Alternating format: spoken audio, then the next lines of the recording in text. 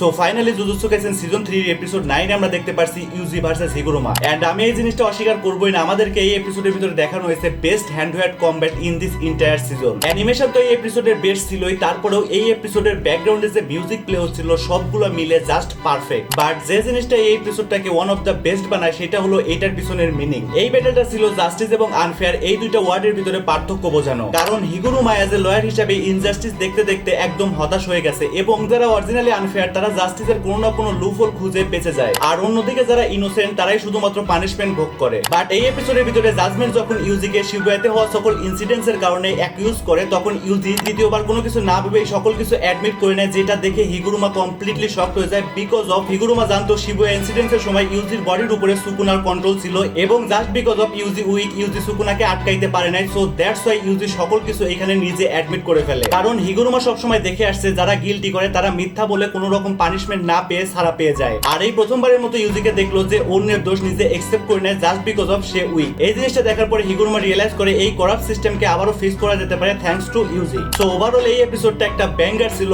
আর এইটা আমার কাছে রেটিং পাবে 10 আউট অফ 10। এখন আপনার থট কি এইটার বিষয়ে অবশ্যই কমেন্ট সেকশনে জানাবেন।